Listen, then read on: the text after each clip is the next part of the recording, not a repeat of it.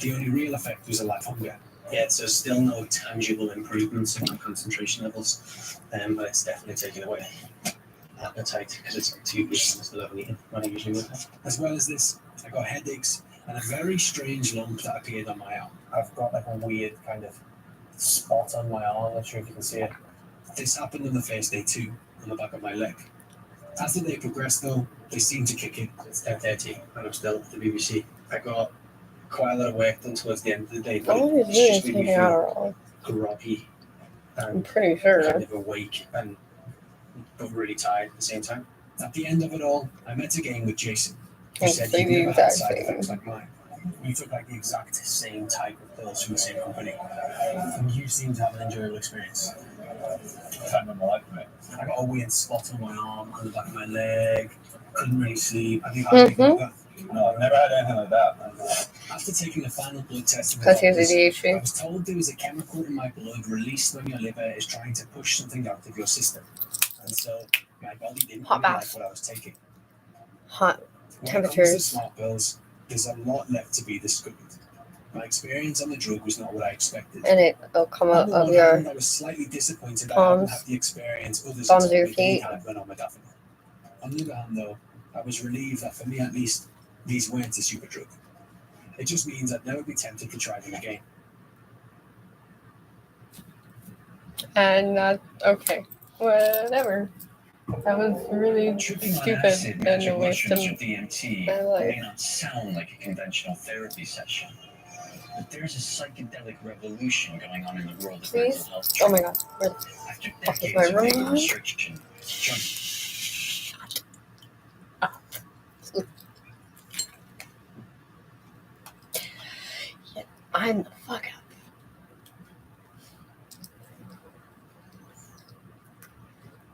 Fucking rowdy and fucking crazy out of control. Like, fucking stupid. Civil disobedience is a time. Never get a fucking part. Always a fucking visitor. Truckers Beach! Civil disobedience is a time-honored tradition in our country, from slavery to civil rights to you name it. What up? Yo, West Side, Triple H, D nuts. D's nuts? Yeah, whatever kids say. Nowadays, the ones that are like, I'm cool, but I'm 30. Okay. Have you ever heard of Anticosti Island? Anticosti Island. Anticosti? Okay, so this is very to me it's very interesting. It is indeed an island. This is an island that is right next to Gaspé. You know where that is? Gaspé? Yeah, you know what? It's like of north, very, very north of the province. So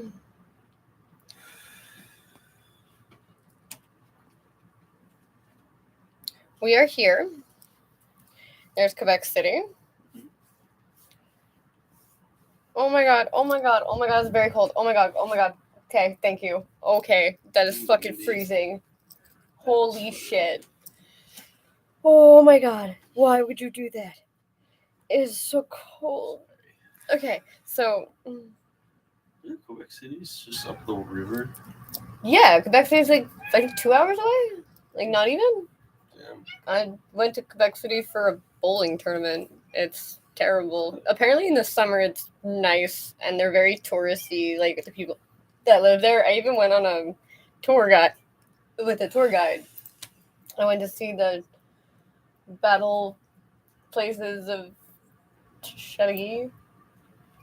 I thought it would be where Chateauguay is, but apparently there's a Chateauguay literally in every town in all Quebec. Apparently that's and I think that's, I'm assuming intentional, is that in Quebec, all these towns have the same names for streets. Like René Lévesque and fucking all those fucking French-ass names. Anyway. Yeah. But no, Quebec City's fucking boring as shit. apparently it's fucking very like fucking advancing your knowledge of Quebec. Fucking, I honestly could care fucking less. Anyway, so this is the Gulf, St. Lawrence Gulf, whatever. Mhm. So I guess it's just a larger part of where it leads to the canal. But that little island right there is Anticosti Island. And people, like, the first fucking comment I saw on it, oh yeah, very small number of inhabitants that rarely ever come into town. Yeah, there's only like one part of town, or like one part of the island that has any kind of town. Mhm. Looks like the Northern Grand Canyon. Why does this place look like something from a movie? So I looked it up, and basically they wanted to go and take a bunch of the resources, and what ended up happening was they realized that it's an island, so there's like nothing to hunt, so they took a bunch of bears and different kinds of wildlife and put it onto this island, hoping it would like fuck. That's what I was saying. I'm like, fuck, you guys are fucking dumb. Why can't you guys just fucking leave shit alone? You guys always have to go like a lot Why would further. you trap something like that on an island? Like, there's a reason why there's nothing on the island. Apparently, there was certain mammals, like I think, sometimes. Probably beavers and shit. But Not even. otters. No, not even. It was mostly Probably birds. seals. Yeah, seals, and there was a kind of Sharks around. bird. Bull sharks and shit. Inu,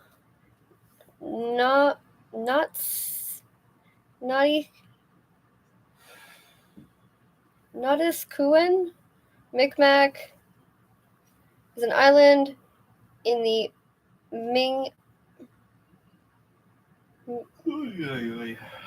Minay region. I have no idea. I can't read. I'm basically illiterate. That's what happens when you send your kids to public school. Anyway, regional county municipality. Its administration is Côte Nord, the province of Quebec. Island is located at the outlet of St. Lawrence River onto the Gulf of St. Lawrence. 90th largest island in the world. 20th largest island in Canada. Anticosti Island is separated from the Côte Nord regions, so Labrador Peninsula. That I also don't know really anything about because it only came like way later when I was in high school, and I really only learned geography in elementary school. My teacher was fucking neurotic, Miss Brisson. Anyway, fucking. But like something about Labrador having its own government, or like the Yukon, Nouvelle-Écosse, or something like that. No, maybe I'm thinking fucking. Yukon Écosse. I don't know what that is either. No, it's fucking. They renamed it to put the two territories together or some shit like that. Jacques Cartier Strait, Gaspé. Larger than Prince Edward Island, but sparsely populated. 218 people live there. By that pretty face? Yeah. Keepers of the lighthouses. Cool. That's an island we can go take over. Due to more than 400 shipwrecks? Wow, you guys suck at everything. Fucking French people, man. Fucking white people, too. Anticosti Island, sometimes called the Cemetery of the Gulf. We should fucking occupy this island. Just go there with a bunch of other native people and be like, yo, out.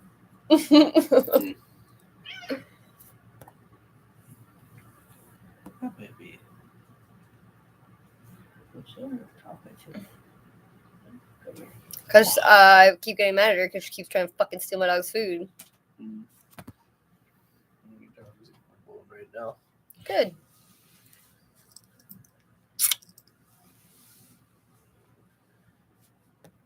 I just think that's crazy. Like, who the fuck gave you guys, like, who the fuck was just like, yeah, no, I think I'll settle here. Where in the world can I do that? Where I'm just like, yeah, this looks like a good spot. Fucking stupid. You have to have a government and stuff first before you can start annexing places. Yeah, but see, I'm not annexing anybody. I am reclaiming what is rightfully belonging to a certain person. Yeah. But you can't do it. You need to pay money. No, not yours. Not yours to begin with. Get the fuck out. Like, I don't know. If you guys fucking survived this long, like, I don't know how you guys have so much patience for this shit. God, French people are dumb. I guess it's just fucking white people are dumb, maybe. Western, what do you call it? Hemisphere. Just like really fucking overprivileged, like useless human beings. We are not. I don't know. The human race, I don't think we're gonna make it. The way things are going, I don't think things are going to be really good Well, for the next generation. I would love to go get. I don't give a shit about the next generation. I give a shit about my generation. Because I still have to it's live the through start it. of the end. Yeah, that's what it feels like. So, like, I would love it if I could die in peace on an island, and I can live amongst the animals. There's that hot sauce. I was looking for that. You see my new cup? No. No, that. Yeah, look at it. It's great. It was my splurge today. It was $3. Love you. Oh, I can't see No it. matter what, No matter what. Huh? because they're gnomes. That's cute. I saw it, and I was at the dollar store, and I was like, It's Valentine's Day. yeah, I was going to give it to Cup. you, but then I wanted it, so. As all things are. Yeah, but like, you really gonna use a cup with a straw Maybe. and a lid. If I had banana daiquiris or something, maybe. Lacking potassium. I'll get some fruit tomorrow, maybe. I'm not bitching enough. Nah, I really fucking, I'm dying. Like, I could feel it. Like, I keep getting cramps in my feet. yeah, me too. It's because it's the floor cam. It's so Maybe. bad. But it only happens at Blake's place when I'm standing there. I mean, It only happens here to me. Sometimes, like, No, it one happens day. to me here too. Only here. Everywhere else I go, it does not happen to me unless I fucking stand for 10 hours at a new job. It only happens when I'm there. It's like fucking. Well, that's what the fall with all this. Oh. No, they're empty. Oh. No, if you look at the front door, the floor, I'm like, that was not like that before. It's like, It's getting bad. I can't wait to move out. I can't wait to move out too. I want to just not live I here anymore. Inquire about that place. Any place, I don't care, as long as there's a yard. I would very much like to do the growing vegetables and fruits and shit. I mean, I'll try to get up to that place in town. But like I said, it could take up to a year. Whatever we can get in as fast as possible. Well, I know, and I already know. Like, I don't even want to bring it up because it's gonna upset you. Oh, fuck off. Okay, then Because- don't bring it up. It was for $595. It's 3 beds, 1 bath. It was a house, no driveway. It was a shed. That's why I want to bring it up. I know. But why would you, like, first of all, that we already live in that. Second of all, it's probably over the Green Bridge. Me and my husband were just talking about this too.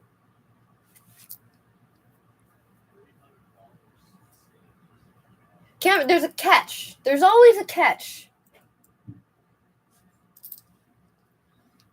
I guess this one is probably sad. Your mental state and your sanity and willingness to be a productive member of society rather than just fucking roll over and push out babies forever. That's all you can do at that point. The View's Sunny Hostin. They made some very interesting claims Your on kids their are show, fucking which just go to show stupid, you the fucked up brain drug worms that addicts. still exist within the They liberal have intelligence nothing else of to do. how they view COVID in the United States as the national winds are shifting. Let's take a listen. 2,500 people are still dying every single day from COVID. Why are we normalizing mass death like that? My friend Mehdi Hassan tweeted that. Everyone knows it's personal to me. We lost both of Manny's parents to COVID, but there was no vaccine at that time. Right. But,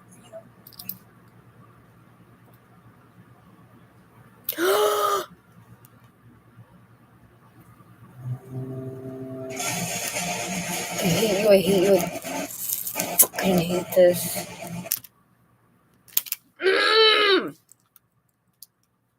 Have you ever noticed how things seem to always get worse before they get better?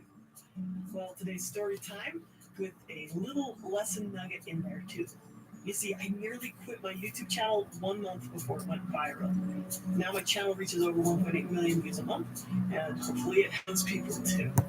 But it took me a long time to get traction, and I nearly gave up right before I was able to succeed. So here's the short version of why I started a YouTube channel and what I've learned about not quitting too soon.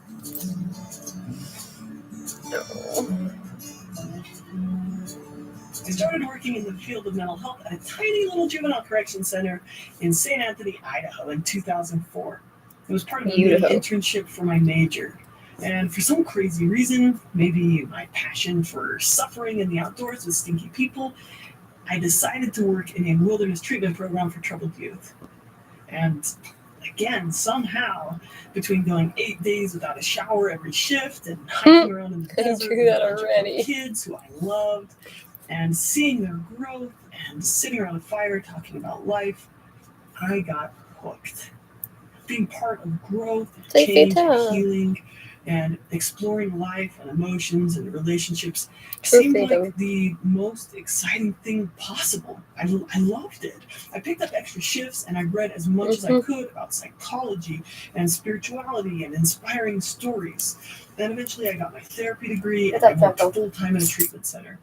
But then I had my first little baby, and I knew that I wanted to put her first and primarily be a mom. So I quit my job, and I spent most of my days hanging out with my sweet little poopy gremlin.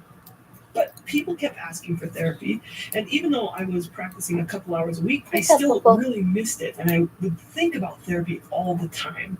So in 2016, I started to think about how I could really help a lot more people on YouTube with the education side of therapy than I could in expensive therapy sessions.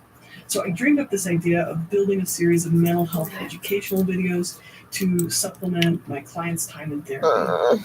So I planned out, I wrote my first YouTube video.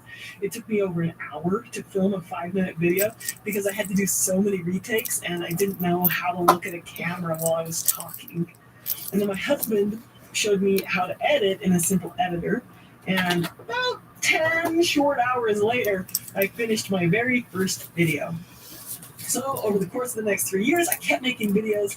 I wrote when the babies napped. I'd take a laptop to the McDonald's play place, and I'd write while the kids played. I'd get up at 5 a.m. and I'd film a video while the kids slept, and then I'd sneak in some editing at night after they went to bed. Then I published my videos when I could.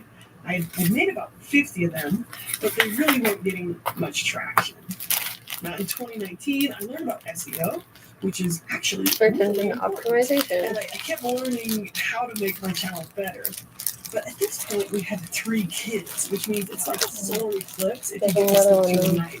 And nap time is gone. So for me to film, I'd have to set up the spare bedroom on a weekend and hire a babysitter, and it was just getting more and more complicated. And the channel was starting to see some traffic, like 20 to 30,000 views a month, but this was only bringing in about $40 a month. So then came December of 2019. It was probably the most difficult month of my life. Each of the kids rotated through various colds and ear infections. And the ear infection means that your kids start crying as soon as they try to go to sleep. And they wake you up every 15 to 30 minutes throughout the night. I think that month our 3 kids had a total of 8 ear infections. We were so sleep deprived that we couldn't even function. And then my husband broke his hand and he couldn't work. And then we had this terrible case of mastitis. And it was just this long series of injuries and illnesses and sleep deprivation that basically just made everything super hard. At that point, in January of 2020, the channel reached 10,000 subscribers. And that was exciting for me. That seemed like a lot of people. We just couldn't find the time to film and edit videos. I had a ton of scripts written, but we just couldn't produce them. Our little family was too stressed out. So something had to give. We couldn't do everything we wanted to do. So I talked to Ryan about me quitting the channel. And I thought really Can you hard put about some it. of the new And food in her I bowl, was about please? ready to be done with it. Or As part of put it being a in her- mom, you get used to giving up on a lot of things. For example, I used to go on a lot of outdoor trips, and I had already accepted that I just couldn't do things like that until my kids were a little older. So you get used to sacrificing the things you care about. And I figured that it might be time to let go of the YouTube channel too. But then one night I prayed about it, and I got this strong but quiet feeling to just keep going a little bit longer. So I kept trying. We used a weekend to film a couple of videos, and then the next month something crazy happened. It was February of 2020, and YouTube started recommending 2 of my videos at once. And that month we got 1 million views on the channel. So this is about 50 times our usual traffic. And all of a sudden, the work seemed worth it. To be able to help that many people all at once, that was worth working for. So we got about 50,000 subscribers that month, and every month since then, we've just kept growing. So now YouTube is both Ryan and my primary jobs. I still do therapy as a hobby. I love it. And I think that YouTube, that it's the coolest thing to be able to make videos that help people all around the world. So that's the story of how I nearly quit right before we were able to succeed. And I noticed this pattern happens in my life, where right before a big breakthrough, things get extra hard for a while. And all you can do is say, I'm going to just keep going for a little bit longer. I don't know if it's worth it or if it's a waste of energy, but I'm going to keep trying. I mean, another time when I saw this was when I was finally making a long dreamed of visit to Chaco Canyon. We had driven 11 hours to get there. We were in the RV, and the road was so rough that things were like breaking in the vehicle, like things were falling off and screws were wiggling loose. And it seemed like we had no choice but to turn around just a few miles from our goal. So I stopped the RV. I was getting it ready to turn around, and I paused, and I just kind of rested my head on the steering wheel, and I just sat there trying to figure out what to do.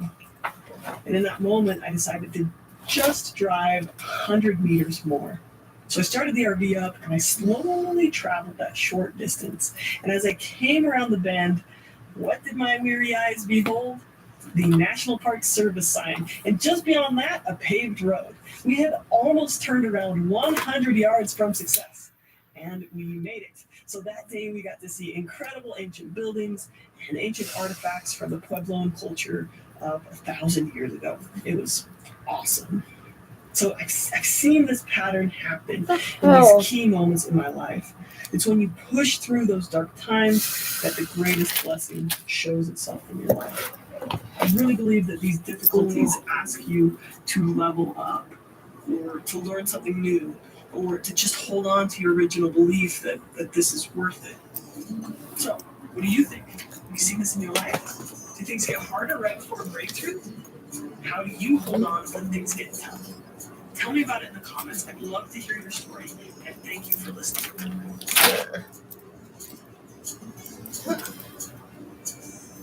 I don't get it. I have my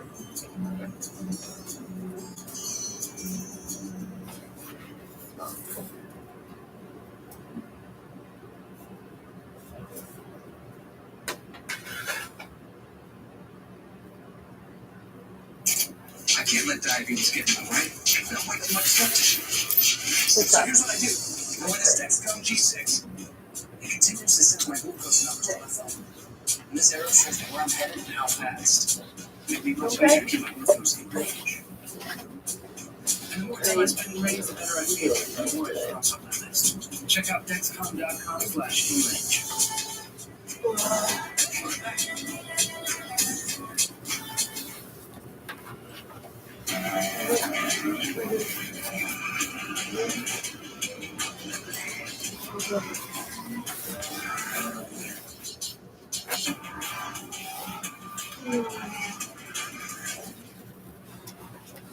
There are tons of videos out there teaching tips and tricks and raw motivation. But in this video, I'm going to teach you how your brain works so you can understand the principle behind how to get motivated and how to stay motivated. You're going to learn how dopamine, the neurotransmitter of reward, pleasure, and motivation, works in your brain, and 4 simple things you can do to get motivated and stay motivated.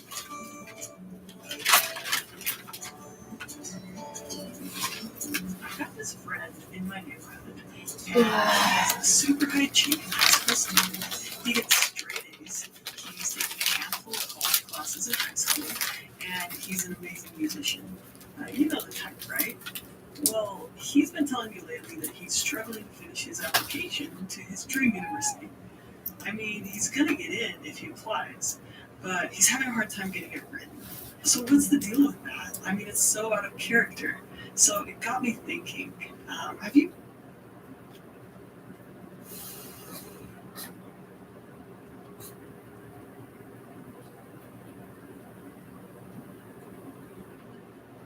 Who are the truckers and what exactly do they want? Today I talked to one of the very few legacy media journalists who has bothered to go to the protest, to talk to the truckers, and to seek to answer these very important questions. I'm Candice Malcolm, and this is the Candice Malcolm. Bimsy.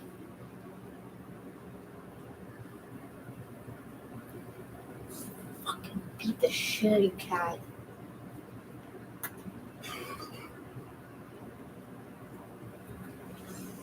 You want to have intense on the beginning, or how do you want?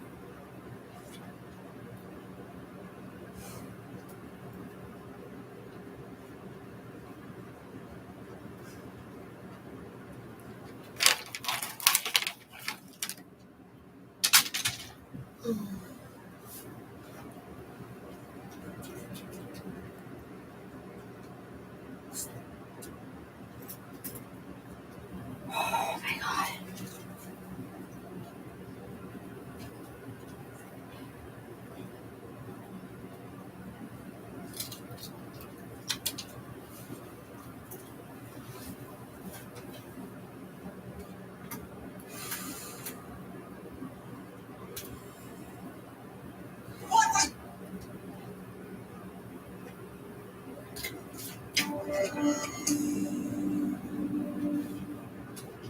I'm gonna kill both of them. You want me to heat up your chicken noodle? Hi, I'm Dr. Romney. What? And You want me to heat I'm up going your to talk to chicken you noodle? about the science of What? schizoid You got a big personality. can of chicken What's noodle. interesting about schizoid personality is that it's actually something I haven't seen Oh, much I in guess practice. And there's a maybe reason for the that. pizza People with pocket. schizoid personality will Because I went to rarely, LaSalle if Drive-In. ever, present in therapy. And that's very But, much in line I don't think my with hot- the my signs hot are. dog So was let's talk good. about the signs, and then we can think about why people with this personality. Or like, I think maybe like maybe it's the onion rings, I don't know, because like almost immediately I didn't feel good after. Lucky you. Lucky you. What? I said lucky you. A hot dog and an onion ring. Uh-huh. I'm like, whoa. Lucky you get your grease on. Well, No, I had chicken burgers. So I'm hungry. I didn't eat supper or anything yet. Just chilling. yeah, I'll eat pizza pops. Yeah. I don't know what it was that, like a minute. I don't know how to cook them again. I forgot. It's like a minute and a half. Is that 2 of them or 1? Actually, just cook me one. So do like a minute and then another 45 seconds. Or 30 seconds, whatever. But put it on a paper towel. Don't put it on a plate.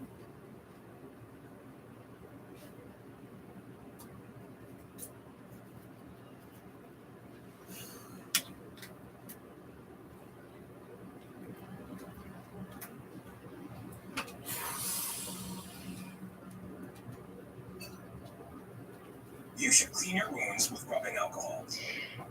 Ouch. Slap a choking.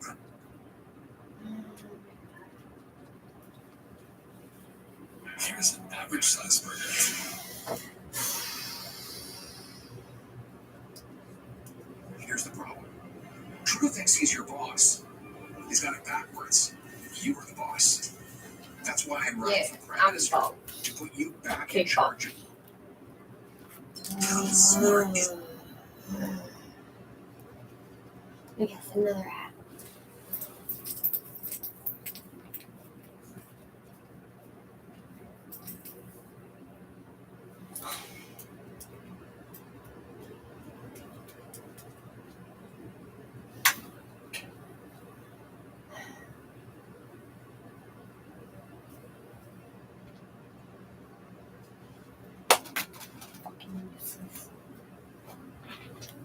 Here's the problem.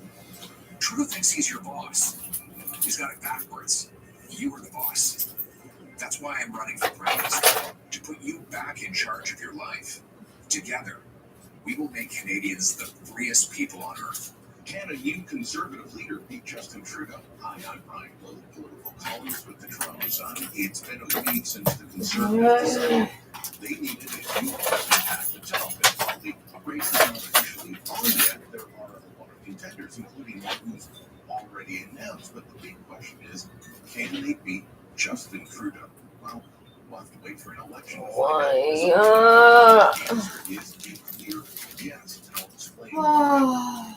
First off, the Conservative Party has yet to set the rules. How long will the race be? What will the entrance be?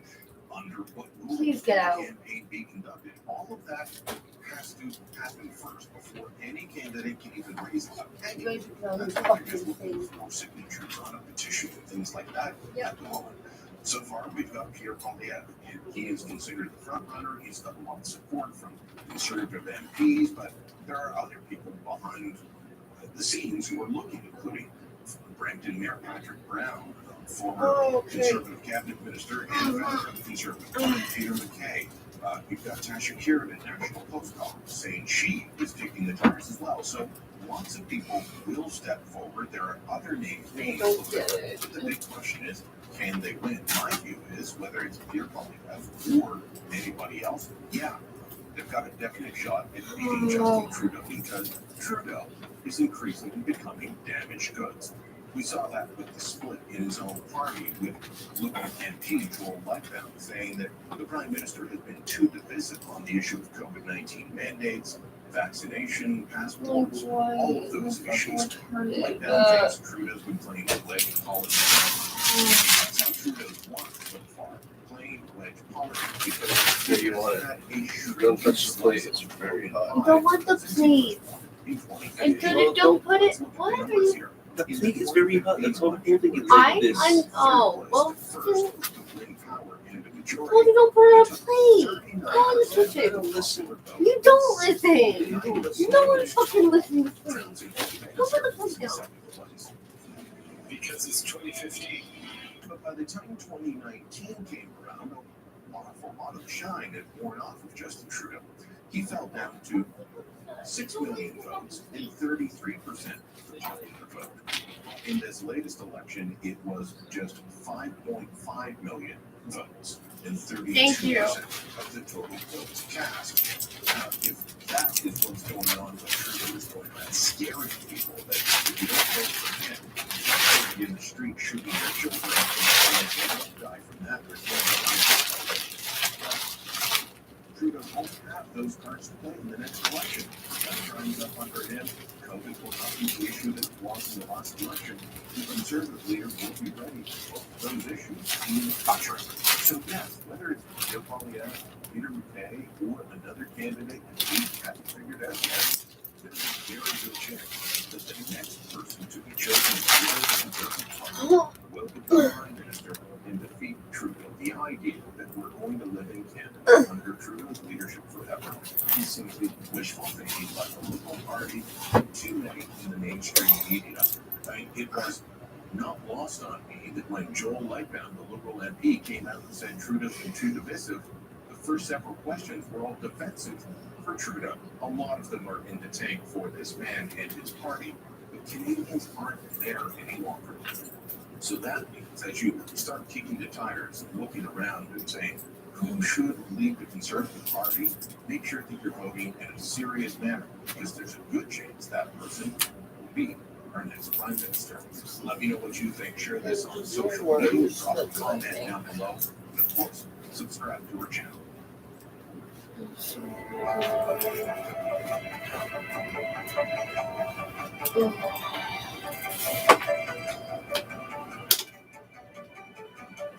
What do you want? So, Max, you've heard about the different vendors before. Bye. So,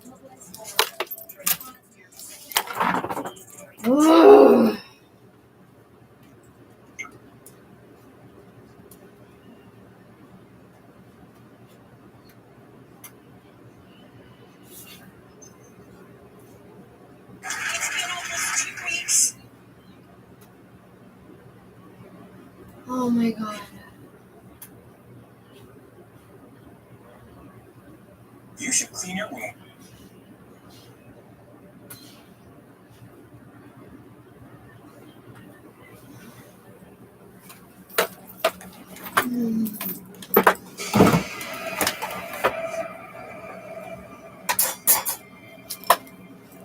Holy shit. I just can't handle being here. Fucking everything's fucking cramped. Fucking can't fucking with 2 fucking feet that are knocking some shit over.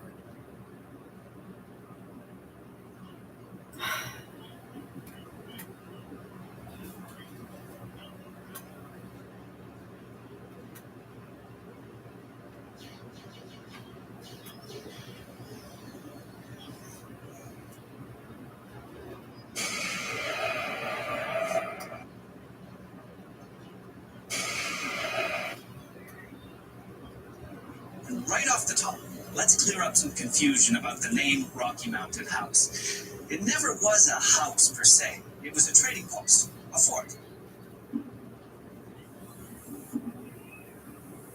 And actually, 4 forts were built in the area between 1799 and 1875, all called Rocky Mountain House. I think it had something to do with not wanting to fill out those change of address cards. These 2 fireplace chimneys from the last Rocky Mountain House are the only structural evidence left of any of the 4 forts. Fascinating.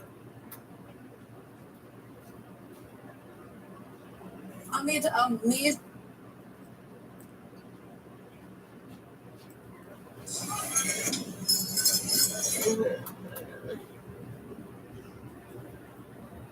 Oh yeah.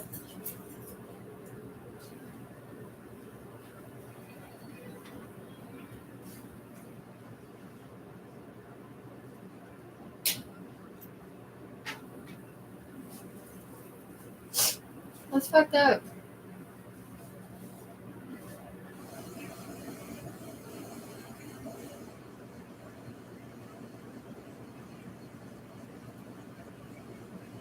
Oh my god. That's fucked up.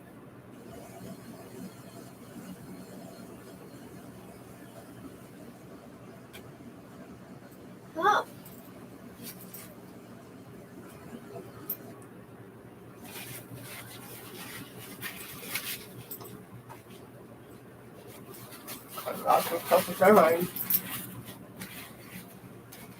Mm-hmm.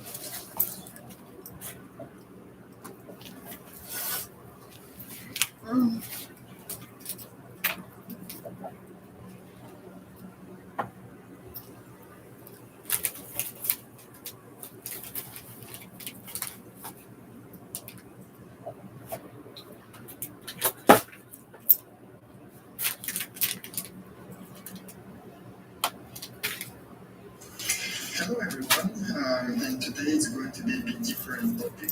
I used to post videos about the tech, about lifestyle, etc. And today it's something that I've been kind of postponing to talk about because it's a very sensitive topic, but I decided that it's literally no more time to wait because it's happening. And it is related to my personal side effects, very long-term side effects from Pfizer shot. So what's the backstory of that? I had the first Pfizer shot and the last one on 29th of August.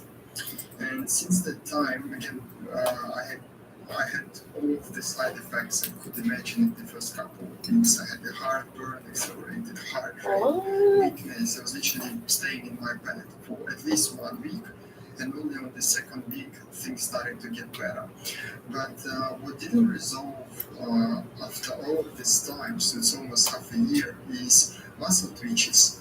Really, I don't understand what's going on. The thing is, on the first week after the shot, maybe 3 days after that, I started to see very weird twitches in my toes, just on my legs. It was very strange. It just like my toes started to shake a bit.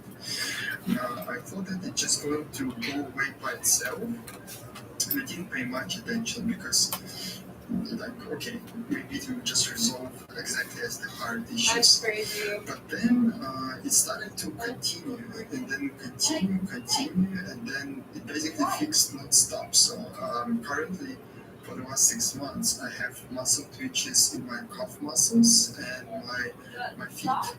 So I'm going to also put some video showing you exactly how does it look like, because I have multiple videos showing that it feels like something is under the skin. It's just like some small muscle twitches, and again, they're visible with the naked eye. Any doctor can see. That's the thing, anybody. And I've been to multiple doctors.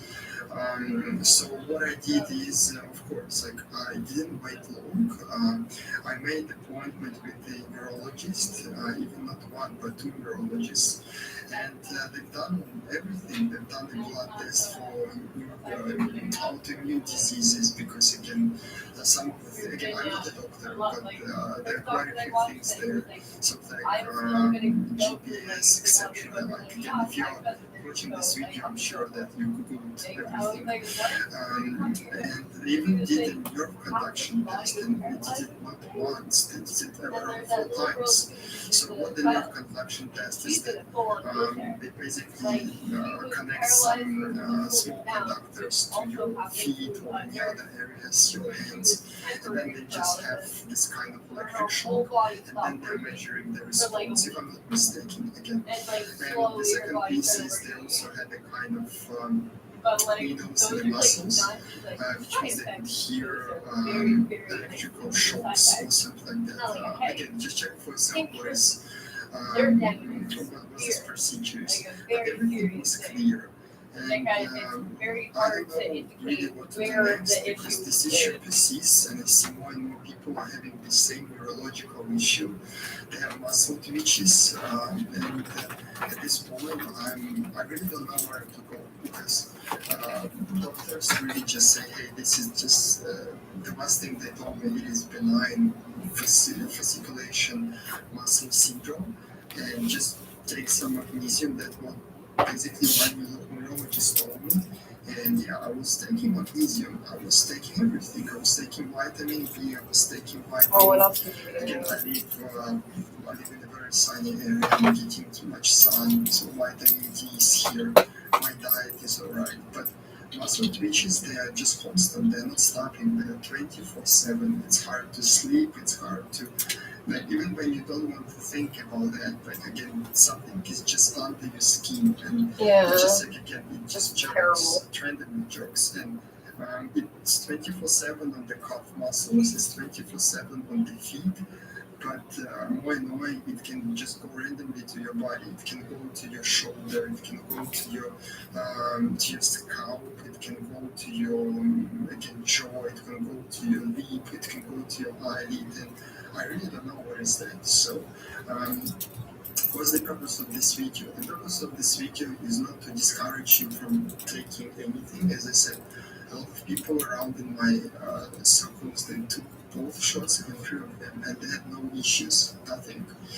But this video is more for people that are struggling with the same problems. So people that also have these muscle twitches, people that spend thousands of dollars going to doctors and then trying to figure out what's the problem, and they're just getting no answers. So I just want to say that you're not alone. Again, there are much more people like me and you if you have the same thing, and I sincerely hope that it's going to be resolved. And in this video, I just want to blow a whistle at some point, because I just want to talk from all of the other people that are experiencing the same thing, and I've been contacted by a lot from Canada, from the US, from Australia, from Europe, from everywhere, and people have these neurological issues.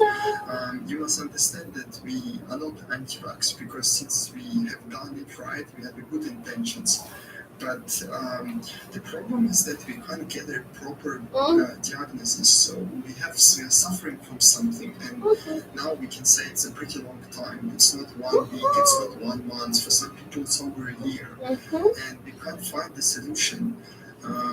So I'm very confused why we can't get answer from all of the bodies that collect all of the side effects reports, because I reported my side effects straight away.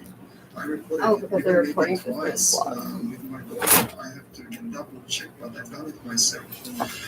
So all these bodies like virus, like all from Europe, etc.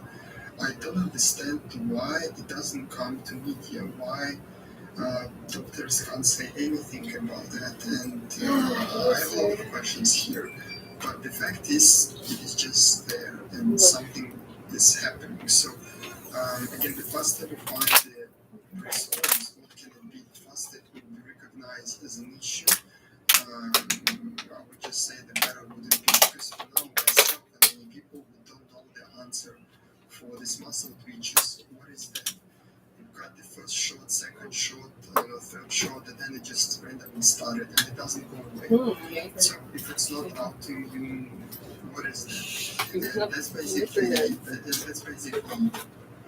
again, thanks for watching. If you have the same kind of issue, please feel free to comment if something helped you. On my side, again, I pretty much understand that this video can be removed, because anything that criticizes you're gonna get banned for a week, bro. Anything that just says anything against, not even against vaccination, but Negative. Bad outcome, it's getting blocked. That's what I have seen on media. But again, this is my channel, this is my story, and I'm just sharing exactly what happened. Everything is real. If you need more documents, results, I'm pretty happy to post it online, and pretty happy to post blood tests, etc. If it helps somebody. But yeah, I really think there should be some kind of research for this topic. Thank you very much. No point. It's not like you guys can this is my use them story, or anything. and yeah, hopefully it's going to be resolved. Good luck.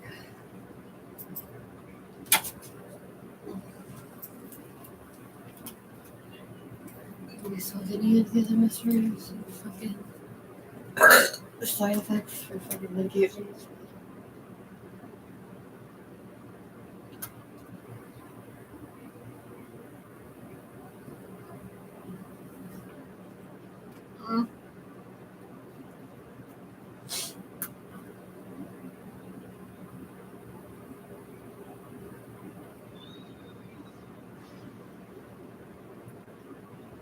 Huh.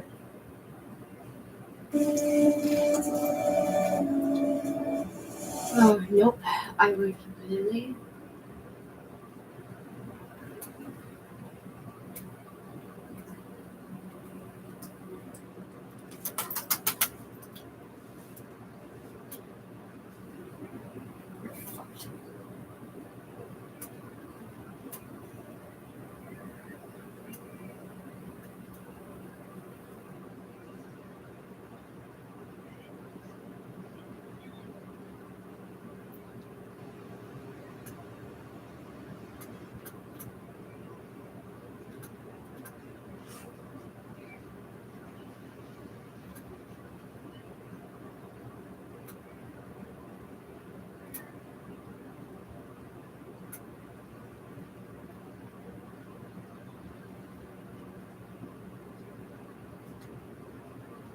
Have you ever wondered, this universe we're in is vast. There are almost an unlimited number of other planets out there. So why have we never seen other intelligent life forms? Well, one theory is that many have existed throughout time, but each past civilization has become so technologically advanced, they've ended up causing their own destruction.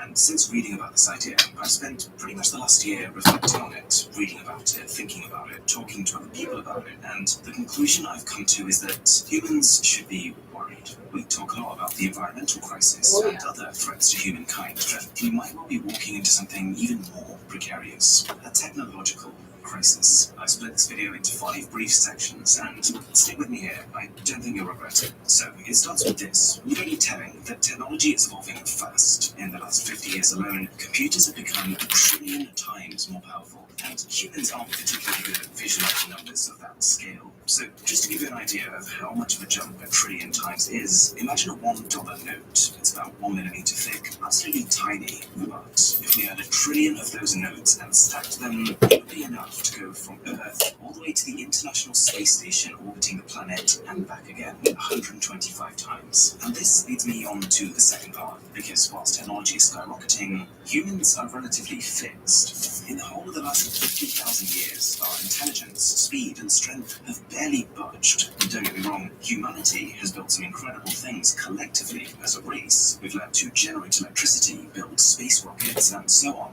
But if we took a single human baby from 50,000 years ago and raised it today, the difference would be pretty unremarkable. You might not even notice. If anything, I would actually predict that as technology improves, humans will start to become less intelligent. I think we're already starting to see this happen. Our reliance on Google Maps, online translation, calculators in our pockets have already led us to actually possessing worse raw skills if you took those things away. How many times have you left home without your smartphone and literally did not know what to do with yourself? Because we're increasingly outsourcing our thinking to technology, over time I reckon we're going to start using less of our brains. And this is a problem. See, the way genetics works is whenever a trait or a characteristic becomes less important to a species, it generally gets evolved out of the system. For example, as early humans were progressing and started eating cooked food, our jaws became smaller and weaker. We no longer needed massive jaw muscles to crunch through bones or shells because the food we're eating is softer, and the weaker jaw allowed more room for our brains to expand. So in a similar way, if we start to use our brains less, then our brains aren't going to go stronger, and if anything, might become weaker. So technology is soaring, humans are fixed. Where does that lead us? Well, I would argue to a future where humans become less interesting and less useful compared to technology. And again, we've already started seeing this happen. A modern smartphone, with its ability to fly between powerful applications, can keep a user entertained far more consistently than even most people can.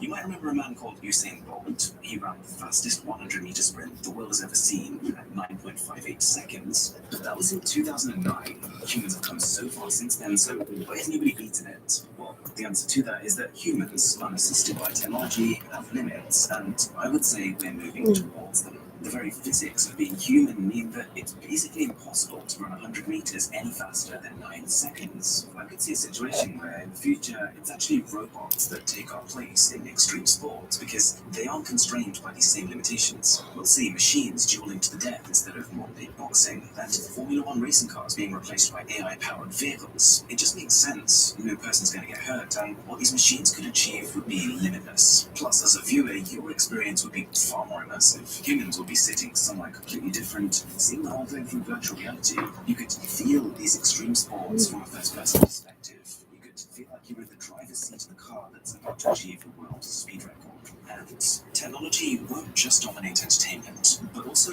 our jobs. People are already losing jobs to tech. Fact. And whilst it is true that when new tech comes, it creates new kinds of job opportunities, I just don't think there's many that a machine could one day not do. Robots could be comedians, actors, company CEOs, even jobs as complex as radiology, using medical images to diagnose patients, something that takes humans 10 years of training, eventually just boils down to spotting patterns, and that is something AI is inevitably going to be able to do at some point. I'm not saying that it's there yet, or that it'll be ready in 10 or 20 years, but I'm saying that it has the potential to get there. Even being an influencer, artificially intelligent influencers already exist. social media personalities that you can follow right now with real people as fans. Lil Miquela is one example. She has 1.8 million Instagram followers, has perfectly planned and timed content. This girl has done brand collaborations with companies like Prada, but she doesn't actually exist. It's AI, and that leads me on to the next point. Humans could very well become a side piece to technology, unless we merge with it. And at this point, let me be clear. Human, robots, cyborgs, part man, part machine, like you see in the movies, are fake. But the core idea behind them is very real, and I would argue is already here.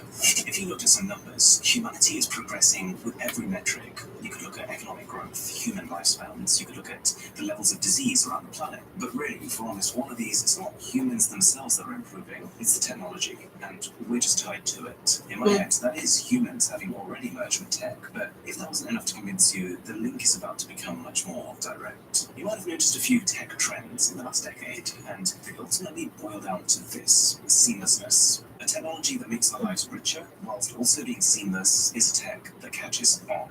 That's why 3D TVs with those funny glasses never took off, or why virtual reality in its current state with these expensive headsets is such a niche tool, even though it's an incredible experience. All signs point towards us ditching cables and headsets and glasses over the coming years and going straight for a brain-machine interface, something that connects our brains to our machines. It is the destination in this pursuit of seamlessness. The concept is based on this. Our minds are racing. We can think incredibly quickly, but the bottlenecks come when we try to communicate those thoughts. Humans can only communicate at a fraction of the speed that we can think, and so the next logical step after things like voice commands for your phone is a direct brain link. In fact, Elon Musk, founder of Tesla, is convinced by the idea. His words were, even in a benign scenario, humans will be left behind, meaning that even in a situation where AI doesn't decide it wants to kill us, at the very least, humans will just become a bit irrelevant, unless we start to upgrade not just all the things around us, but us too. And this thought process is what promoted him to found another company called Neuralink. They're going to offer the option to plant what are essentially thousands of electrodes into people's brains using a device that pretty closely resembles a sewing machine. And on a bit of a side note, this in itself sort of demonstrates my point. This bot can accurately thread tiny electrodes with incredible precision in a way that even a fully trained brain surgeon just couldn't. And these electrodes have two purposes: to both send and receive data from your brain to your smart devices. It sounds terrifying, but it's not even a hugely invasive procedure. Compared to brain surgery, where your head would literally be cut open, this would leave no scars as the incisions are less than 1 centimeter each. There'd be no need to shave your hair off, and the whole thing should take 45 minutes. So right now, there are literally rats they've tested this on with USB-C ports sticking out of their heads. Neuralink can plug a cable in and download the activity of their brains the same way you would transfer a movie or download a bunch of photos. And where this tech is going is even more fascinating. In the short term, the goal of this is just to help people with brain diseases. So, for example, enabling paralyzed humans to communicate once again through their brain signals. But Neuralink have also quite clearly stated that this will be joined by the goal of human enhancement. And here's the kicker: humans will no longer just use artificial intelligence. Humans will become artificially intelligent. We're talking crazy stuff, because your brain can communicate with the cloud after getting these implants. You could gain unlimited memory storage to be able to retain more information. Your AI could measure brain activity and diagnose potential diseases literally years before you start seeing other external symptoms. And taking your phone out of your pocket and dialing a number to call someone will seem like a relic of the past. If you want to talk to someone, you could just think of talking to them, and you'd be doing it. Language barriers will break down because your own AI can auto-translate whatever it hears, and if you wanted to learn something, granted it's far faster now than it's ever been, but instead of sitting there poring over websites and YouTube tutorials, you can just download the knowledge. Now, applying a brain-machine interface to the masses is still a sign-off. Our understanding of the brain needs to grow, and it's going to take time for the general public to accept the idea of it, but I can see how it would happen. Early adopters would be people with serious brain conditions who would give anything a go just because conventional solutions haven't worked. These people would give companies like Neuralink a chance to iron out early issues, and over a few more generations, the wider public will start to accept the idea because they've seen loads of people with brain implants, and all this time, the benefits of having them are just going to keep growing. And this leads us on to the next chapter. We've already talked about how artificial intelligence will skyrocket and humans will become more entwined with it. I don't think either of those things are up for debate, but the big remaining question is, will AI bring unlimited joy to people, or will it lead them to their grisly end? And my personal take is that whilst this isn't a doomsday scenario, we have to be really careful. Let me explain. Some people say that a machine can never be more capable than the person that invented it, and you can see where they're coming from. You've got others who say that, sure, one day machines will completely outpower humans, but no matter how many times more powerful a machine gets, it'll always only be able to do what it was programmed to do. So we have nothing to worry about. Again, fair point, but I've got a serious problem with both of these two things. For starters, no one person invented the computer. The computer is a culmination of the efforts of humanity.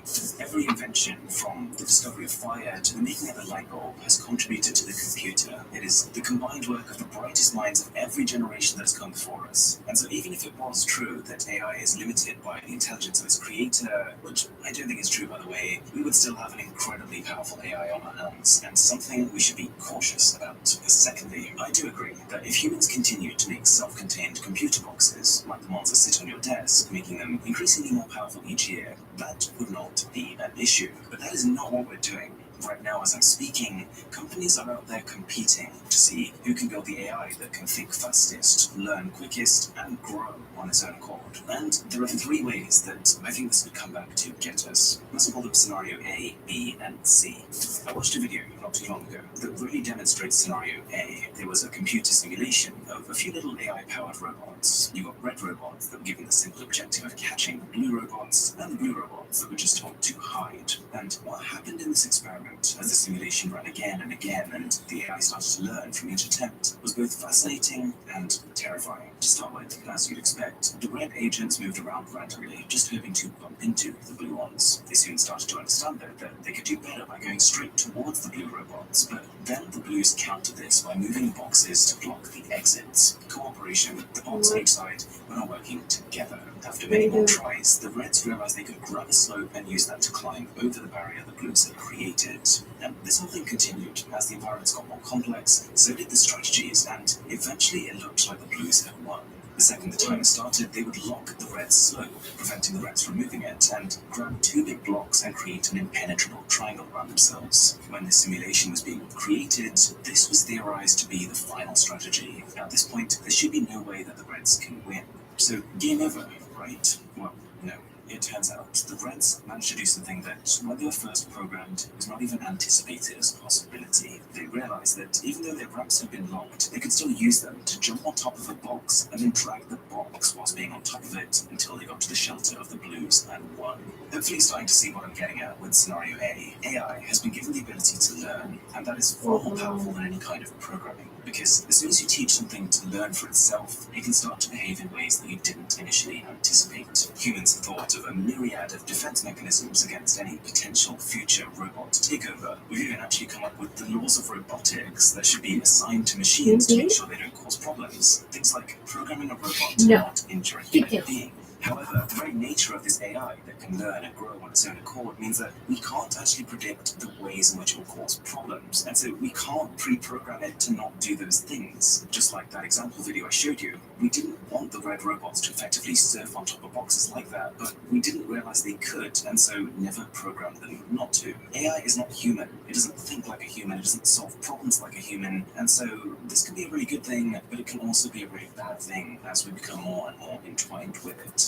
Let's take this humanoid robot, which was told to make it from A to B as fast as possible. It's easy to forget that the AI doesn't know it needs to run facing forward, or that it should stay on two legs. It just ends up somersaulting continuously to get to B as fast as possible. Whilst on one hand, incredibly clever, AI is just blind to some things that are completely obvious to us humans. And so, as was put very well by a TED Talk all about this, and it's really easy to accidentally give AI the wrong problem to solve.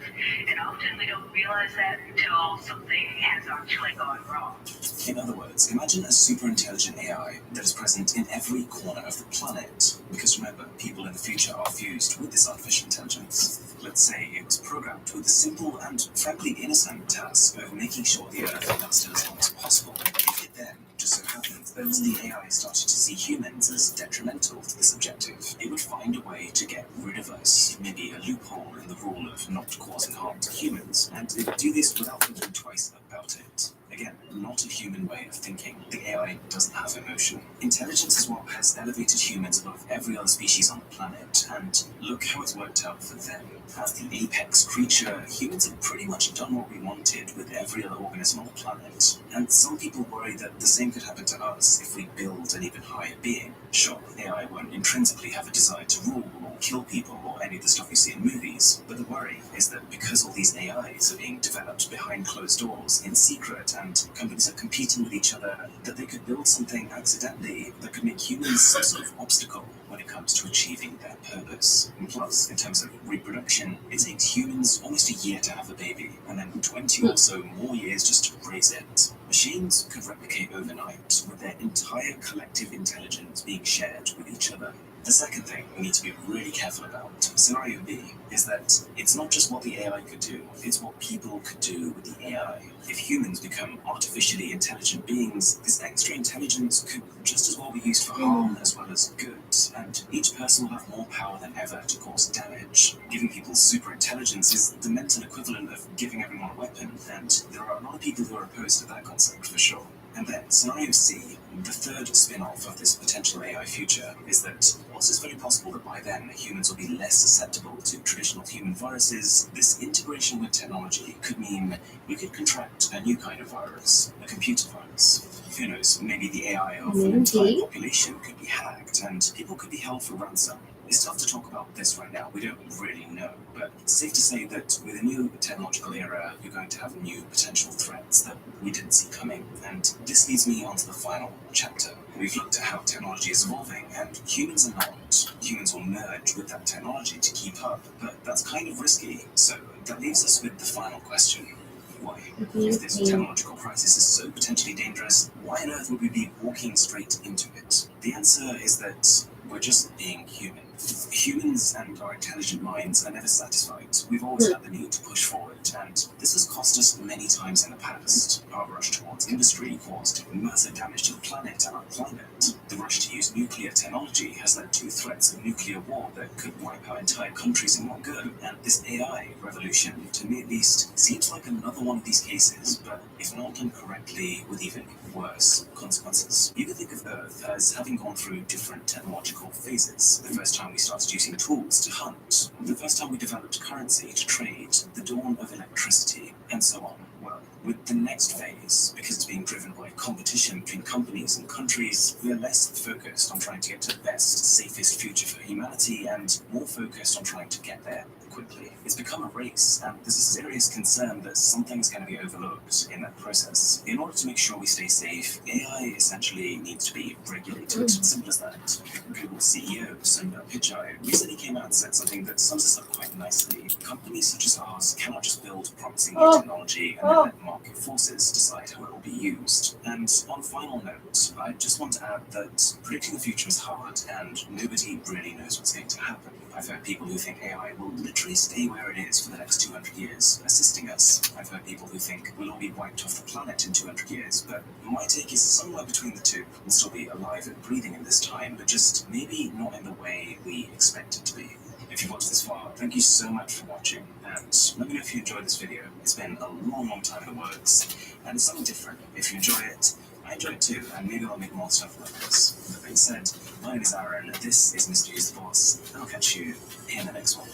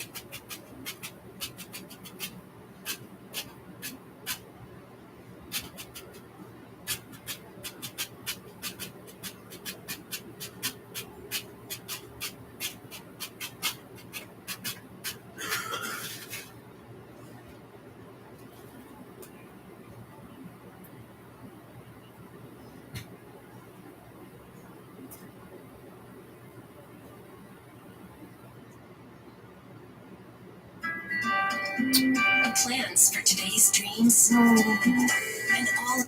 Microsoft is about to kill Zuckerberg's metaverse before it even launches, and they won't even need to build a VR headset to do it. Now, this probably sounds crazy. After all, Zuck is so invested in the metaverse that he renamed his entire company just to focus on the effort.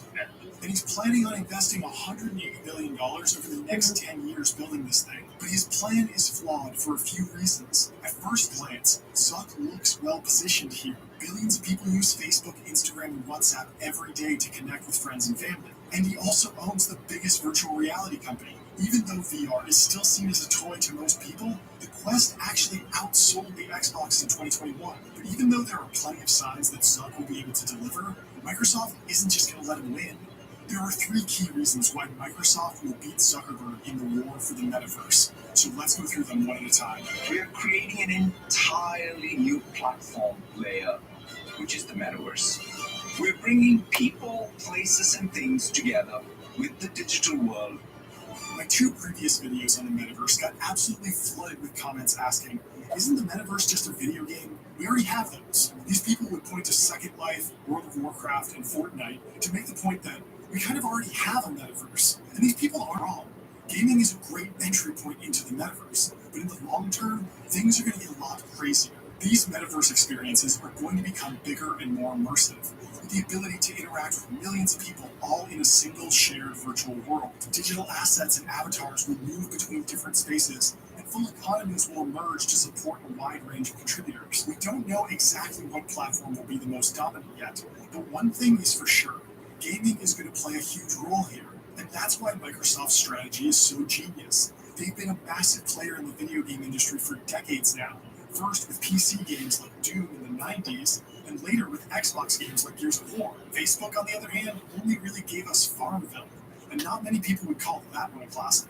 Building a platform for amazing games is one thing, but Microsoft can't do much with them if they don't actually own the studios that create them. So Microsoft has been growing a gaming empire for years, and it's about to get a lot bigger. In 2014, Microsoft bought Minecraft for $2.5 billion. The game has grown to over 140 million monthly active users, and is quickly morphing into its own mini metaverse. And now players are building entire simulations, like this MrBeast competition with 2,000 simultaneous contestants. Then, in 2020, Microsoft bought ZeniMax Media for $7.5 billion, which gave them the rights to Fallout, Doom, and The Elder Scrolls. All of these games have communities of modders that are changing and growing the experience. And now, most recently, Microsoft acquired Activision Blizzard for $69 billion. That's an absolutely massive amount of money. But Microsoft has $130 billion in cash laying around. And this is going to be really important for their metaverse strategy. This acquisition has drawn a lot of attention, though, and I think most people are misunderstanding what's really going on. Activision owns some of the biggest gaming franchises in the world. Games like Call of Duty, Overwatch, and even Pokemon. These games are cross-platform and widely available on PlayStation and Nintendo consoles. But will they stay that way? As you spent $69 billion on this game studio, yeah, I'd say you make some of those little exclusive to your platform and take advantage of that. And sure, this sounds like a smart business move for Microsoft. Take Call of Duty away from PlayStation, and more people will buy Xboxes. But that's actually not their strategy. See, back in 2017, Microsoft launched the Xbox Game Pass, which offered access to a huge library of Microsoft games, all for a single monthly fee. It was basically the Netflix model, but it marked a very significant shift in their business strategy. Before Game Pass, if Microsoft bought a game studio and then made those titles exclusive to Xbox, sales would instantly start dropping. Sure, maybe some gamers would switch from PlayStation to Xbox during the next upgrade cycle, but in general, these acquisitions would be value destructive. But now, Microsoft can continue to sell games for full price on other consoles, while offering these games as part of the Xbox Game Pass bundle. Buying Activision makes Xbox Game Pass more enticing and sticky, since gamers will now get all that content for free, as long as they are subscribed. The second issue people get wrong about the Activision acquisition is the idea that this will create a gaming monopoly. Even though this is a huge acquisition, the game publishing market is still remarkably fragmented. Just look at this chart of game publishers by revenue. Even after combining Microsoft and Activision, Sony and Tencent will still be larger.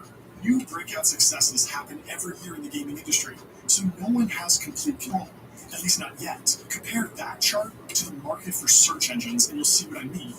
Clearly, Google has a monopoly on search.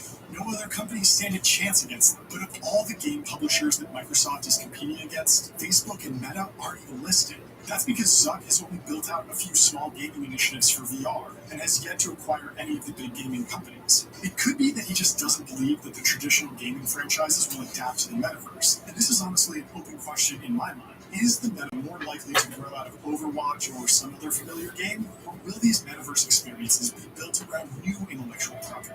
Either way, if the metaverse ultimately evolves from the gaming industry, Zuck is going to be in big trouble. People might be using Quest headsets to access the metaverse and enjoy VR experiences, but Microsoft will have a massive advantage in terms of actually defining how users interact with the metaverse. There is another path to the metaverse, though, and it's useful here to look at how personal computers wound up in every household.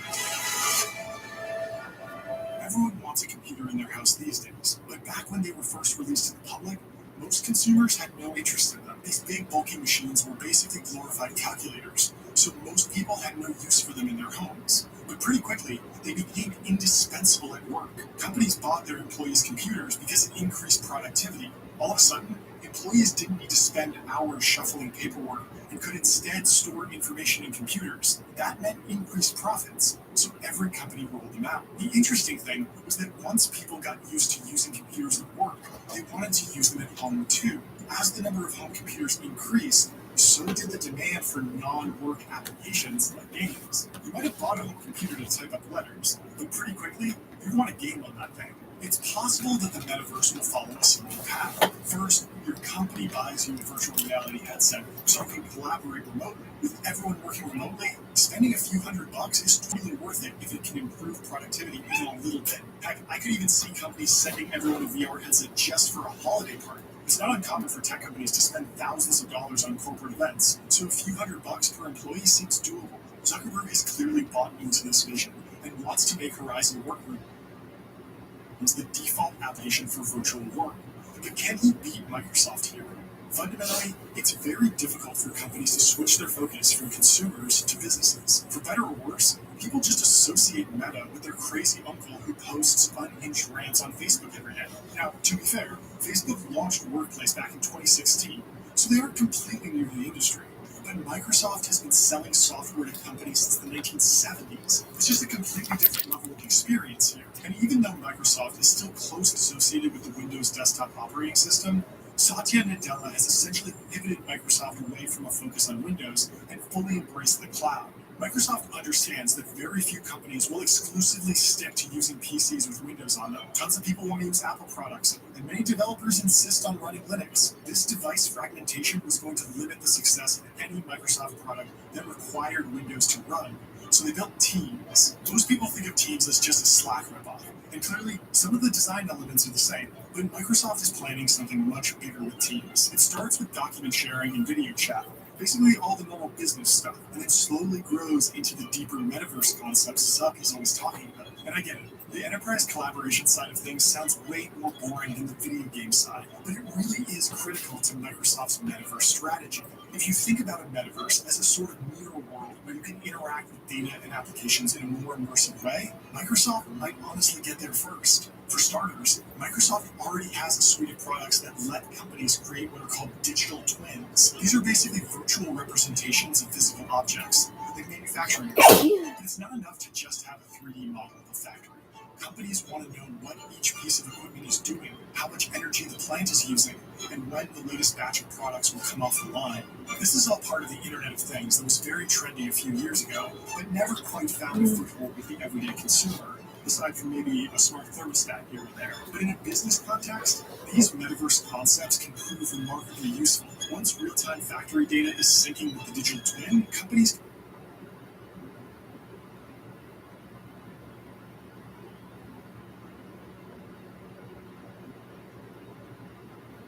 can start analyzing performance metrics and even build automated systems to further increase efficiency. Where this gets interesting is when employees go and actually see the digital twin data while walking around the physical world. This is made possible by augmented reality, like Microsoft HoloLens. Although interestingly, Microsoft isn't particularly tied to that particular piece of hardware. As I mentioned before, Microsoft is moving away from a single computing platform and wants to work everywhere.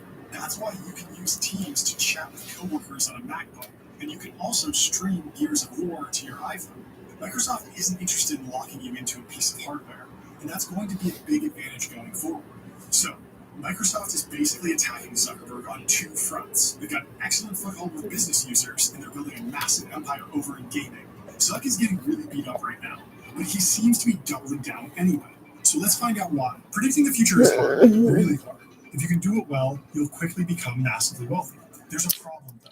Sometimes you can see the future clearly and still not be able to execute a winning strategy.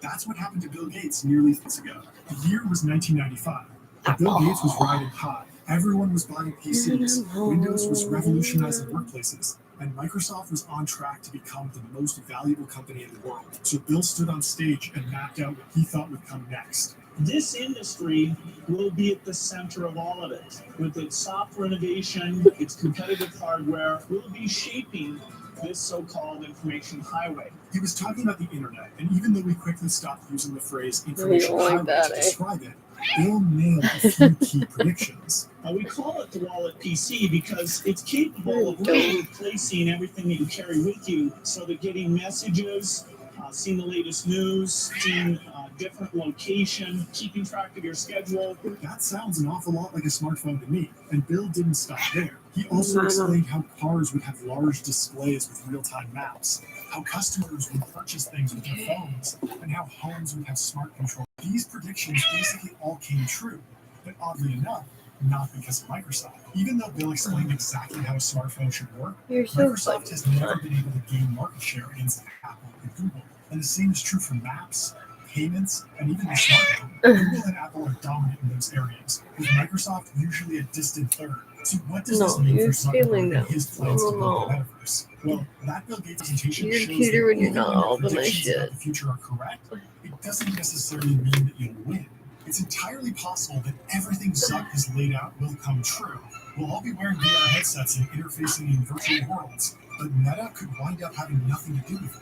Microsoft missed the mobile internet revolution because they were too focused on the Windows operating system. Once Satya Nadella decoupled Microsoft from Windows, the company could become more agile and could really start competing in new industries. There's still one question though. When will the metaverse actually arrive?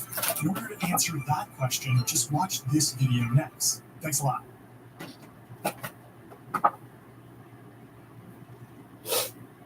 Where the fuck is my TV remote?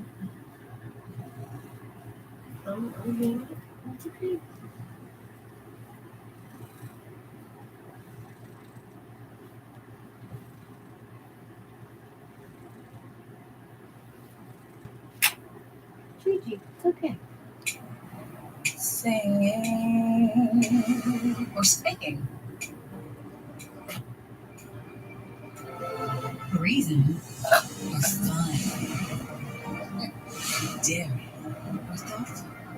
Sensitive or strong. Fuck yeah, we're having two remotes. Progress is everything.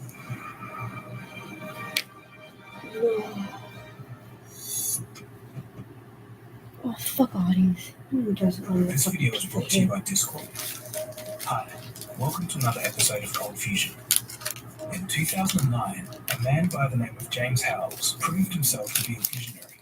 He started mining Bitcoin before anyone else had ever heard of it. James managed to stockpile 7,500 Bitcoins when they were just a fraction of a cent per coin. Eventually, his girlfriend made him stop. She thought that the computer doing the mining was, quote, getting too noisy. James later ended up throwing the hard drive in the trash, and today, this mistake cost him over $400 million. To get your money, you would need that hard drive. Yeah, there's a specific file on that hard drive called a wallet file, which the Bitcoin is stored in. And without that file, there is no way of getting the money back because there is no central server that records a log of it. Yeah. In 2010, Laszlo Hanyecz bought 2 pizzas for 10,000 Bitcoin, or about $35 at the time. It wasn't the first transaction of Bitcoin, but certainly the most widely publicized. Unfortunately today, these delicious pizzas cost him $500 million. Is it true some people celebrate the anniversary of the day you bought the pizza? Yeah, May 22nd, Bitcoin Pizza Day. So It's called Bitcoin Pizza Day. It is. It's stories like this that make Bitcoin such a fascinating phenomenon. Its growth and adoption, at least over recent years, has been mind-blowing. But the story of how Bitcoin came to be is just as interesting. Despite Bitcoin's young age when compared to traditional stores of value, the fundamental ideas behind crypto may be older than you think. So the question has to be asked, where did Bitcoin actually come from? Who is the mysterious individual who invented it? Sit back, relax. In this two-part series, we'll find out. Yeah, that's right. Protection. Whatever. For me, Bitcoin is still considered a fad, a Ponzi scheme, something that will disappear as quickly as it materializes. The cryptocurrency has had its fair share of bad reputation through fake crypto frauds such as BitConnect and OneCoin, not to mention payment for narcotics on Silk Road. What's happening is there's all these copycat cryptocurrencies that are going out there, and there's no regulation on the actual level of Bitcoin itself. So yeah, there's futures regulation, but the underlying asset is completely unregulated. It's a dark market. Bitcoin is worthless artificial gold, but if it succeeded to facilitate a lot of illicit activity. But the word is starting to get through that Bitcoin is much more than that. People are starting to look at our economic system with increasing skepticism. Currency is continuously being created. Food prices and bond yields are rising, hinting at inflation. And knowing that the long-term value of all fiat currencies over the last few thousand years has tended towards zero, it's only natural to think that there may be some issues ahead. I've outlined financial problems specifically in my How Money is Created video, which all of you really enjoyed, but it clearly highlights that there's a need for new thinking on the topic. Friedrich Hayek, winner of the 1974 Nobel Prize in Economics, stated the following in 1984. I don't believe we shall ever have a good money again before we take the thing out of the hands of government. All we can do is by some sly roundabout way introduce something that they can't stop. End quote. While it's undeniable that Bitcoin is not perfect, it broadly achieves this goal, and as you'll soon see, it can't be stopped.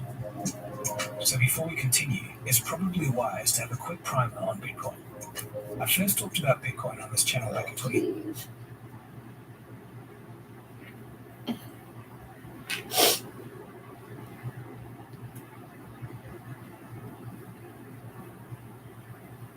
Truckers,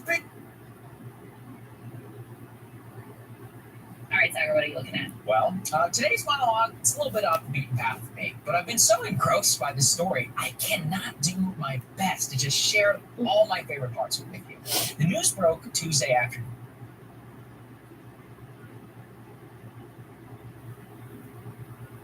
This is David Hoffman, filmmaker on a beautiful Saturday morning. About to interview a guy who my team filmed 35 years ago. It built his name. All right, Colin. I live down the road in Camden, Maine, and I sent the team up because I was curious about heavy metal. I had no idea what that music was, but I represented who did it, and there was this band up in Belfast, Maine. Belfast, Maine is a bit of a poorer community than Camden, Maine. And these teenagers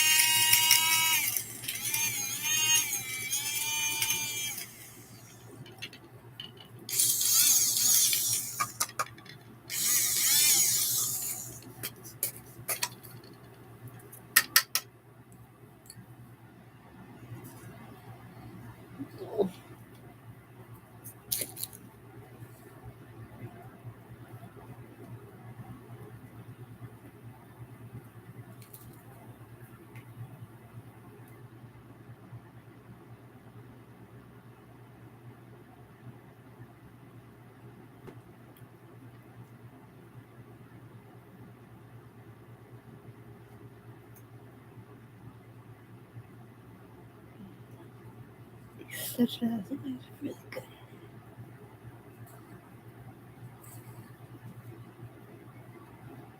We're done. Get rid of this. He was specifically used for Clinton. Reprieve continuing debate, the honorable member for Carleton. Oh, you were nervous. This seems to place down. Thank you, Mr. Speaker. Everyone has their story. And I'm hearing a lot of unhappy ones these days. The most common that I have heard from Canadians is that people think that they're losing control of their lives. It's not just the pandemic. This story includes young 30-year-olds living in their parents' basement because they can't afford a house that costs $800,000, which is the typical price for a home in Canada today. And they've calculated that they might never be able to buy a house.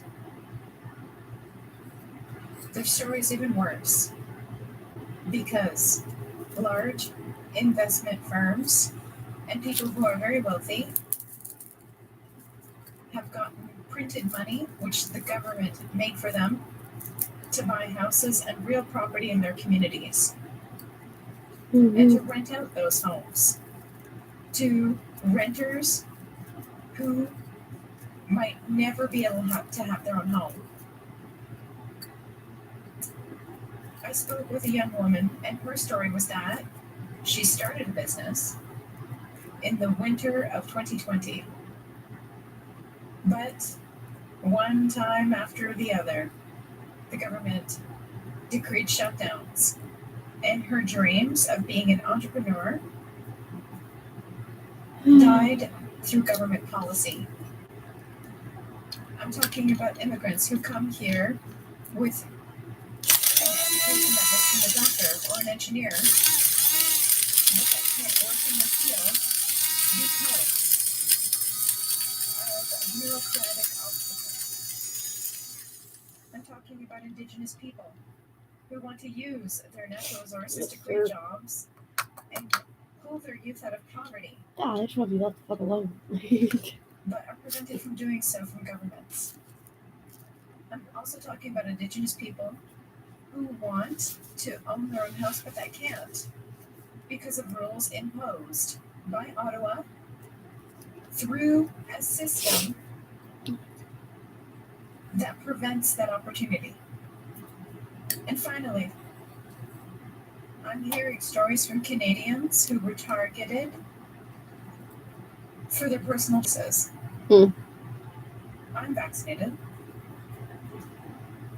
I encourage others to do the same. But I understand that other Canadians made a different choice. And before insulting them, maybe we should hear their story. It's possible that those people have had bad experiences with medications. Medication given to them by their doctor. It's fucking traumatic. By mistake. Maybe they have an unrecognized medical condition. Maybe in other countries they've had experiences where their government lied to them. And now they are distrustful every time a government tells them to do something for their own good. But instead of listening to the stories of Canadians who are hesitant, instead of saying, I understand why you're scared and I'm here to answer your questions, I will try to persuade you. But if not, you're still part of our Canadian family. Our government took an insulting position in order to attack those people. The Prime Minister, with his own story of racism, wanted to insult others. People he doesn't even know. He tried to get rid of truckers, or rather fire truckers, people who work in a truck all alone 22 hours a day, who perhaps have the least contact with anyone else, are now Which being is usually why targeted they take those precautions. with mandatory vaccination. That's why protests ended up here on Parliament Hill. But there's something positive. Freedom is on the move. Freedom is on the move, my friends. All throughout the country, in Alberta, at midnight, the vaccine passport was withdrawn. Point of order. The honourable member for Mirabel. From Mirabel. My apology. Yes, Mr. Speaker, the current debate is on C8. I'm wondering if the member for Carleton is perhaps off topic, considering the subject of the day. What the fuck is you thinking? I'm sure we'll try to be relevant to their speeches. The honourable member for Carleton. For the bloc, freedom is always an issue. Mr. Speaker, in Saskatchewan, the Premier announced an end to restrictions and the vaccine passport. The Premier of Quebec made an announcement about public health measures. Prince Edward Island is starting to grant more freedom to its citizens, and now there are even Liberal MPs who are starting to get up to oppose the approach, the partisan approach that the government has taken. Two courageous MPs who are speaking against the Prime Minister's position and in favor of Canadians' freedom. And so, Mr. Speaker, I want the government to give freedom back to people. Eliminate mandatory vaccination. Allow public servants to return to work. And ensure that every Canadian can retake control of their lives. Mr. Speaker, our goal should be to ensure that Canada is the most free country in the world for every Canadian. So that every Canadian, point of order, the Honourable Member for Lac-Saint-Jean. Thank you, Mr. Speaker. I understand that my honourable colleague is on his stump speech, but we know freedom's important to him, and so is independence for Quebec. Once again, let's try to come to the subject of the bill, the honourable member for Carleton. We see that the Bloc Québécois is afraid, and they're trying to get me to be quiet. It's a good sign. Mr. Speaker, we will give freedom back to Canadians, and we will make sure that everyone is in control of their own story. That's the story that's the approach we want to take as conservatives. Their story. And the story that I'm hearing right now is that people feel like they're losing control of their lives. Whether it's the young couple living in their parents' basement even though they're 30 years old because they can't afford an $800,000 house and are calculating that they may never be able to own a home. Whether it's the immigrant who comes here as a doctor but is blocked by a bureaucracy from ever doing that job or getting a license to practice. Whether it's the First Nations community that wants to harvest its resources to lift itself out of poverty but is blocked by government gatekeepers.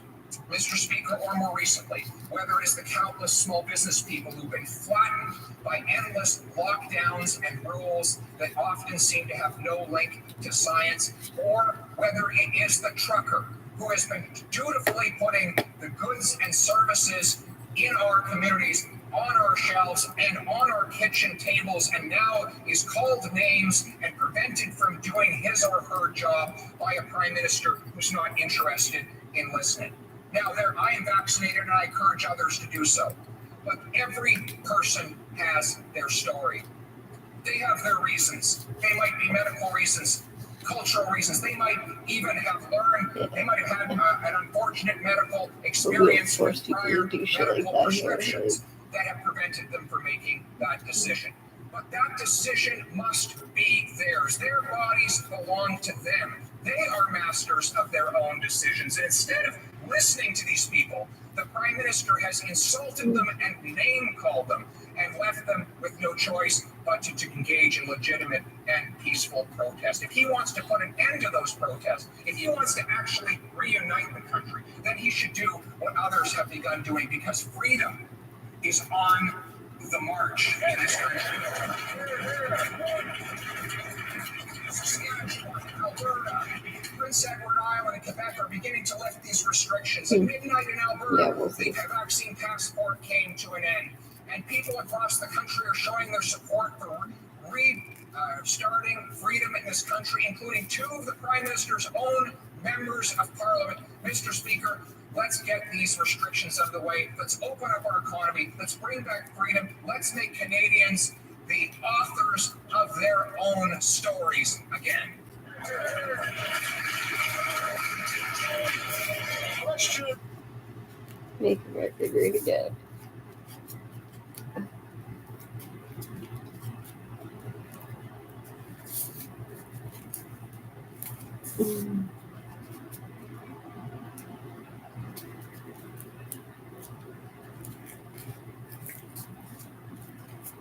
Fuck me. Peter Williams. Fucking pompous douchebag. But he's very good at his job.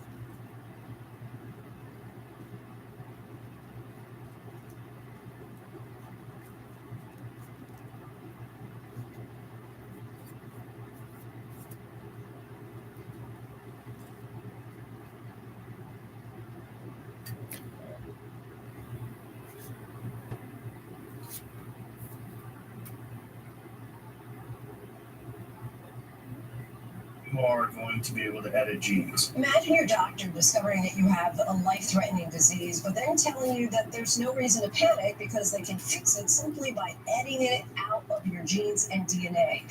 It really may sound like the start of a sci-fi movie or the distant future, but this new technology is already here and already changing lives. All this stuff is scary, and it's going to normalize. But we're going to be able to change life. For people who don't understand what CRISPR is a gene editing tool. But I think it's on the second iteration now, or it's on the third.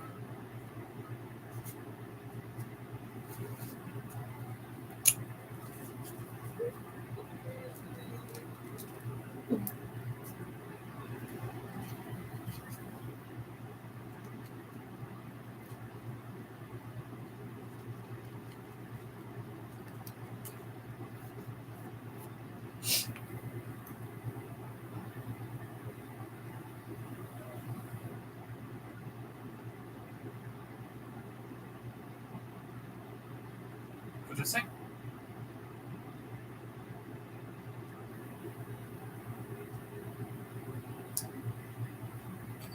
When I say mango, you say bootleg. Mango! Mango bootleg. Here in Showtime, what a great time.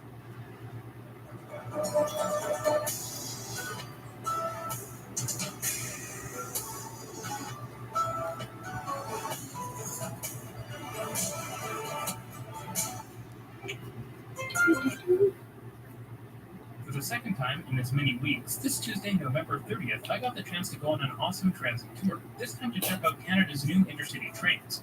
Not only are these the nicest trains to ever grace the rails in this country, but they would be right at home as a new train in Europe or Asia. This video was a ton of work, and I got it out as fast as possible, so if you like it, please drop a like on this video and share it with your friends and other rail and transit enthusiasts.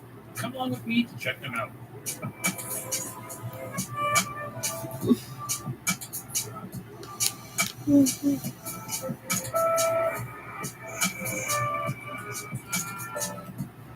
I went along to check the trains out with the charismatic Long Branch Mike, who you should check out on Twitter. And as with any proper rail unveil, the trip involved some app journeys on Via Rail's current fleet, which isn't horrible, okay, except for the unrefurbished cars. I'll say, for all the beautiful new rolling stock we've seen in cities like Montreal, Vancouver, Toronto, Calgary, and yes, Ottawa, the intercity trains we have are laughably dated at this point. Nonetheless, I'll show you more shots of the older trains for comparison throughout the video.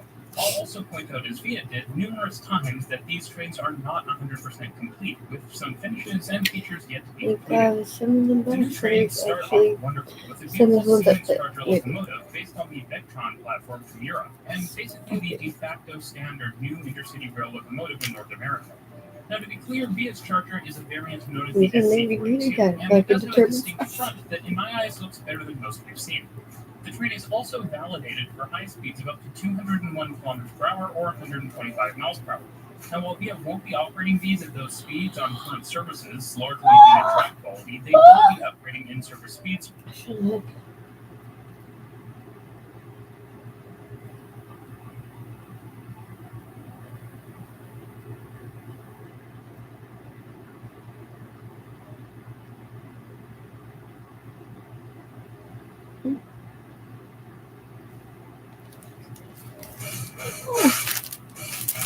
They want you to pick them up, but I don't got enough love. They want you looking up, down the set, and rock them alone. The truth blocking your phone, they call the shots and they grow.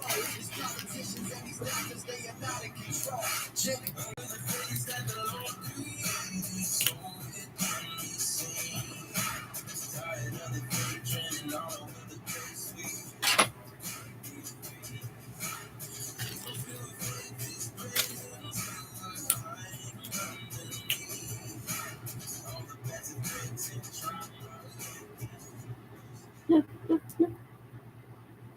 Please.